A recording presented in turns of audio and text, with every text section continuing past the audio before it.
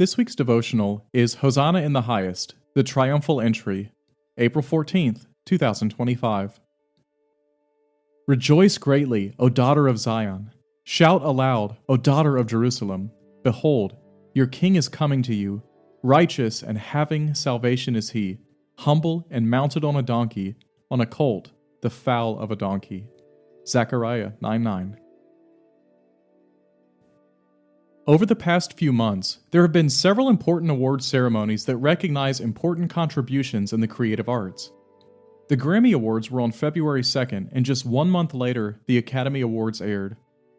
Although one celebrates milestones and achievements in music and the other in film, they have important commonalities.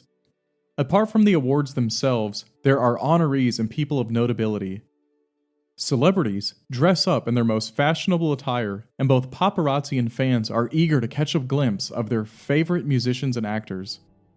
As they arrive, they stroll down the red carpet like royalty, illuminated by flashing lights and hearing fans chant their names.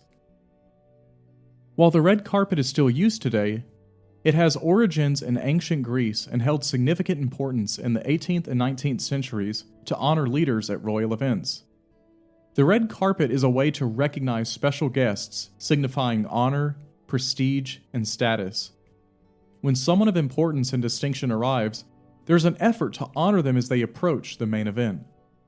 One of the most significant triumphal entries occurred 2,000 years ago. Instead of a red carpet, there were palm branches and cloaks.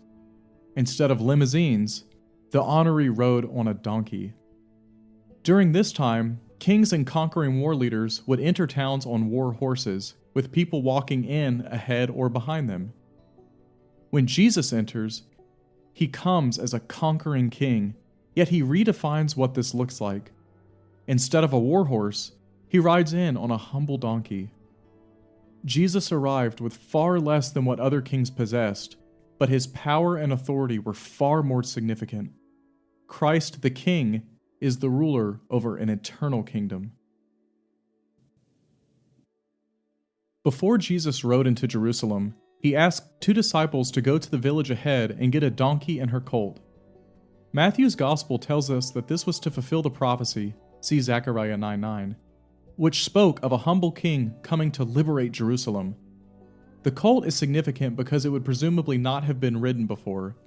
Colts can be extremely aggressive and might buck if someone were to try and ride them, especially in a situation with large crowds and waving branches. By riding it, Jesus demonstrates his power and authority over creation, something he has shown throughout his earthly ministry.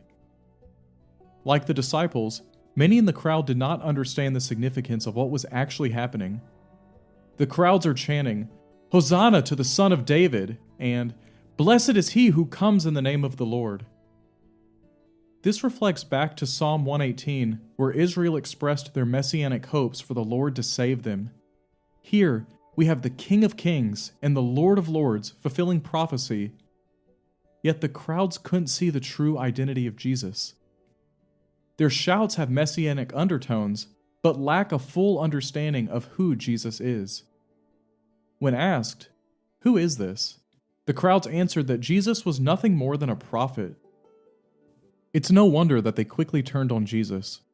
Not only could they not see his true identity, but they were expecting a militant conquering king to crush their enemies, not a humble servant who would sacrifice himself. The crowds quickly became lost in the pomp and circumstance of the Passover festivities, failing to recognize Jesus as the Messianic king.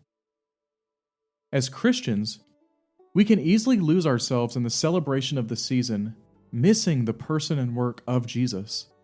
We become so busy with traditions and customs, Easter egg hunts and chocolate bunnies, that we end up worshiping events rather than Jesus. We forget the true reason for the celebrations in the first place. Imagine being at a wedding and focusing your excitement on the reception rather than the married couple. The reception exists because of their union, and the celebration is a result of the work God has done. When all of the festivities surrounding Palm Sunday and Easter fade away, we may feel empty, having engaged in the season's excitement, while neglecting our excitement for the Savior.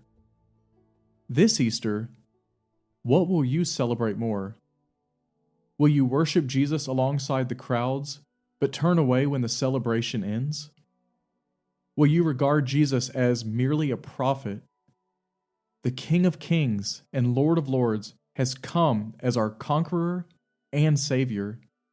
He entered Jerusalem 2,000 years ago.